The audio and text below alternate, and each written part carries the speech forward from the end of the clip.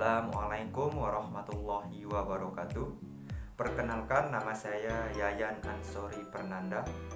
Nomor induk mahasiswa 1901103. Program Studi Teknologi Pendidikan Semester 3 Universitas Pendidikan Mandalika Mataram. Baik, dalam video kali ini saya akan menjelaskan tentang media pembelajaran. Adapun media pembelajaran adalah sebuah alat atau perantara yang digunakan oleh seorang tenaga pendidik untuk menyampaikan informasi mengenai pembelajaran terhadap peserta didik. Adapun media pembelajaran yang saya buat dalam memenuhi tugas mata kuliah media pembelajaran ini adalah media audio visual gerak berupa video pembelajaran. Adapun video pembelajaran yang saya buat ini mengangkat materi mengenai sistem panca indera pada manusia. Durasi dari video yang saya buat adalah 7 menit 11 detik, di mana dalam video ini membahas 5 materi, yaitu sistem panca indera penglihatan yaitu mata, sistem panca indera pendengaran yaitu telinga, sistem panca indera pembau yaitu hidung, sistem panca indera pengecap yaitu lidah, dan yang terakhir sistem panca indera peraba yaitu kulit. Adapun penjelasan dari setiap materi yang saya angkat ini berupa pengertiannya, berikutnya adalah fungsi dari setiap bagian-bagian yang terdapat dalam setiap panca indera, dan yang terakhir adalah cara kerja dari masing-masing panca indera tersebut. Adapun bahan dalam setiap materi ataupun video ini adalah yang pertama gambar, di mana gambar ini sudah saya siapkan. Setiap panca indera memiliki gambar pendukung untuk memudahkan peserta didik dalam belajar. Selanjutnya adalah audio penjelas, yaitu audio atau rekaman suara yang menjelaskan mengenai materi-materi tersebut setiap panca inderanya, yang dimana suara rekaman itu merupakan suara rekaman dari suara saya sendiri. Dan yang terakhir adalah musik, di mana musik ini untuk membawa suasana lebih menyenangkan dan lebih memudahkan untuk merangsang peserta didik agar lebih mudah dalam memahami materi yang diajarkan atau yang disampaikan melalui video pembelajaran ini. Baik, adapun video pembelajaran ini berawal dari perkenalan dari saya sendiri. Berikutnya adalah penjelasan dari setiap materi atau setiap panca indera yang akan dijelaskan secara bergantian, dimulai dari sistem indera penglihatan, selanjutnya pendengaran, berikutnya adalah pembau, selanjutnya adalah pengecap, dan yang terakhir adalah peraba, di mana dalam setiap sesi penjelasan akan didukung oleh gambar, audio penjelas atau suara rekaman saya sendiri, dan yang terakhir adalah musik.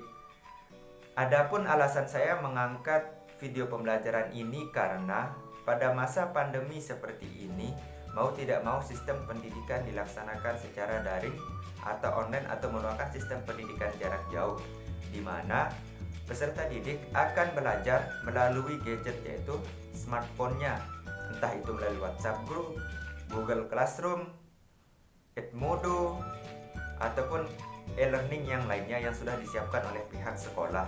Nah, video pembelajaran memiliki peranan penting untuk menyampaikan pembelajaran, di mana kita ketahui bersama bahwa untuk saat ini peserta didik lebih senang untuk menonton video pembelajaran ketika menangkap sebuah informasi ketimbang membaca materi yang diberikan oleh seorang guru.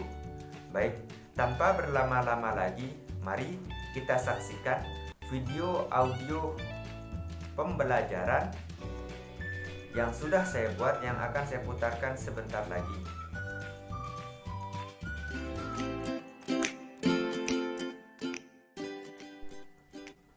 Oke, kita mulai ke materi pertama ya, yaitu indera penglihatan atau mata. Mata adalah organ penglihatan yang mendeteksi cahaya.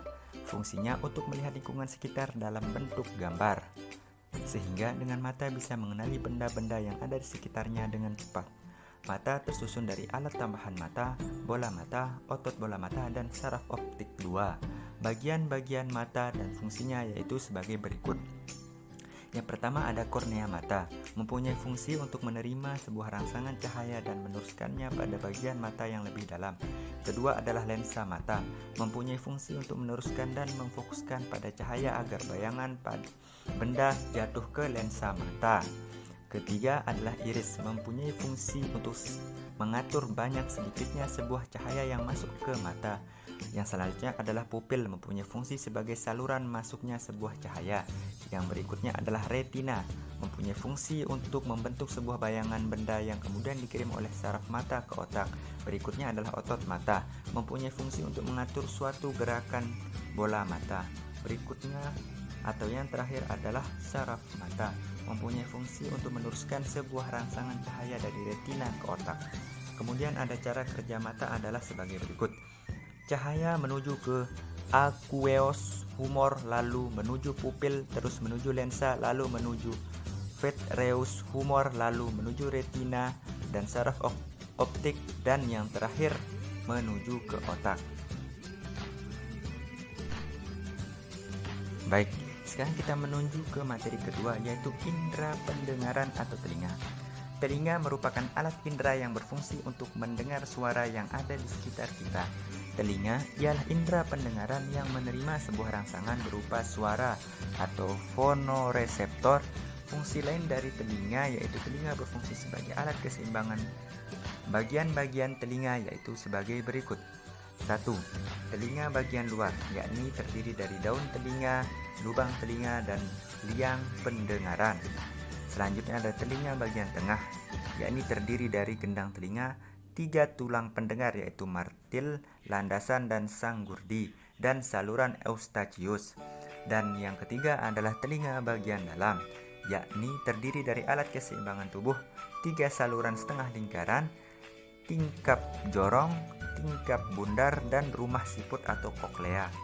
Dan cara kerja telinga adalah getaran suara menuju daun telinga, lalu menuju saluran, kemudian gendang telinga, selanjutnya menuju 3 tulang pendengaran, berikutnya menuju rumah siput, selanjutnya sel-sel rambut dalam organ kortil, lalu menuju sel saraf auditory, dan yang terakhir menuju ke otak. Oke, sekarang kita melanjutkan ke materi ketiga ya, yaitu indera pembau atau hidung. Hidung ialah indera yang kita gunakan untuk mengenali suatu lingkungan sekitar atau sesuatu dari aroma yang dihasilkan. Serabut-serabut pada saraf penciuman terdapat pada bagian atas selaput lendir hidung. Serabut-serabut olfaktori ini mempunyai fungsi untuk mendeteksi rangsang zat kimia dalam bentuk gas di udara, yaitu kemoreseptor. Bagian-bagian hidung yaitu sebagai berikut. Yang pertama ada lubang hidung, mempunyai fungsi untuk keluar masuknya sebuah udara. Berikutnya ada rambut hidung, mempunyai fungsi untuk menyaring sebuah udara yang masuk ketika bernapas. Selanjutnya ada selaput lendir, mempunyai fungsi sebagai tempat menempelnya sebuah kotoran dan sebagai indera pembau. Berikutnya adalah serabut saraf, ini mempunyai fungsi untuk mendeteksi zat kimia yang ada pada udara pernapasan. Dan yang terakhir ada saraf pembau, ini mempunyai fungsi untuk mengirimkan bau-bauan ke bagian otak. Kemudian ada cara kerja hidung adalah sebagai berikut. Rangsangan atau bau menuju ke lubang hidung, kemudian ke epitelium olfaktori, selanjutnya ke mukosa olfaktori, kemudian ke saraf olfaktori, dan berlanjut ke talamus, dan berlanjut ke hipotalamus, dan yang terakhir menuju ke otak. Baik, sekarang kita menuju ke materi keempat, yaitu indera pengecap atau lidah. Lidah yaitu salah satu jenis indera yang mempunyai fungsi untuk merasakan rangsangan rasa dari makanan yang masuk ke dalam suatu mulut kita. Lidah bisa merespon berbagai jenis dan berbagai macam rasa seperti manis, pahit, asam, dan asin.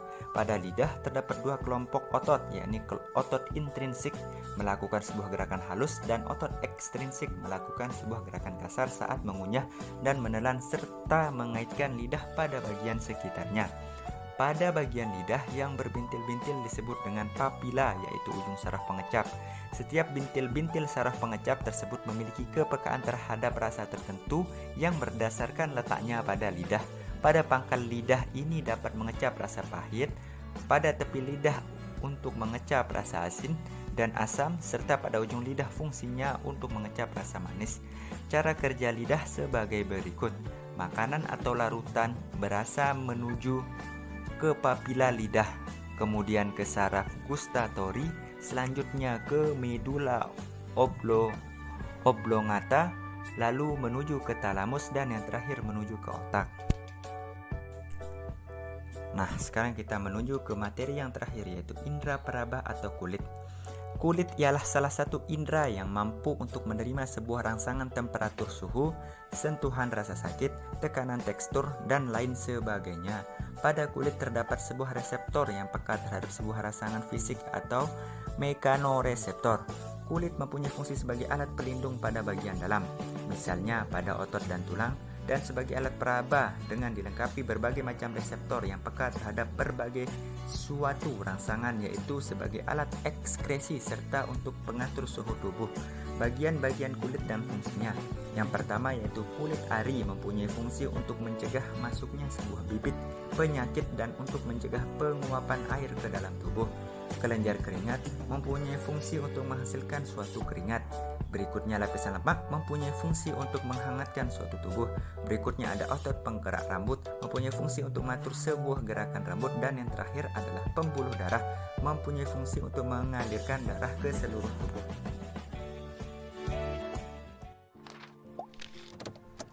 Baik, yang barusan saja kita saksikan merupakan video media pembelajaran atau video pembelajaran yang telah saya buat untuk memenuhi tugas mata kuliah media pembelajaran.